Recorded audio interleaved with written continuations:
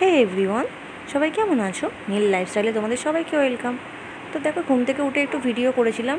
আমাদের বাড়ির সামনে যে পুকুরটা আছে, তার সামনেই যে বাড়িটা হচ্ছে, ওটা আমার শ্বশুরেরই ভাইয়েরই একটা বলতে গেলে জায়গা। তো ওখানে বাড়ি করছে তার মেয়ের জন্য।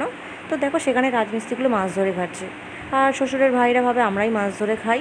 তো দেখো, সত্যিটা তো আর কাউকে বিশ্বাস করাতে পারবো না, তাই ভাবলাম তোমাদের সাথে একটু শেয়ার করি।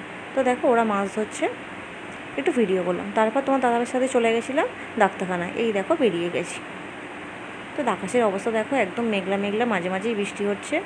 এই দেখো, চলে গেছিলাম ছেলের জন্য ডাক্তারখানায়। যেহেতু এক সপ্তাহের জন্য ঘুরতে যাচ্ছি, ভাবলাম ডাক্তারখানায় গিয়ে ছেলের জন্য পটি, সর্দি, কাশি, জ্বর ওষুধ সব রকম ওষুধ লিখিয়ে নিই।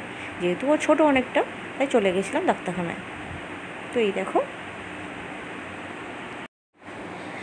ওষুধ লিখিয়ে নিয়েছি, এবার চলে যাচ্ছি, সব কিছু কেনাকাটা করব।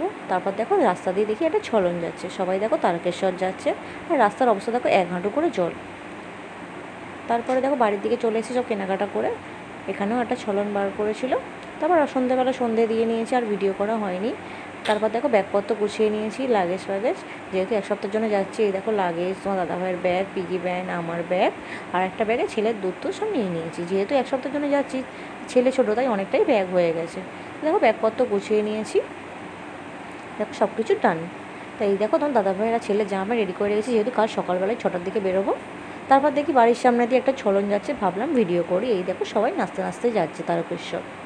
তো তোমরা কিন্তু যারা যারা তারকেশ্বর যাও, অবশ্যই কিন্তু কমেন্ট করে জানিও, আর আমার চ্যানেলটাকে অবশ্যই সাবস্ক্রাইব করে দিও, আর আমার ভিডিও ভালো লাগলে অবশ্যই লাইক কমেন্ট করো।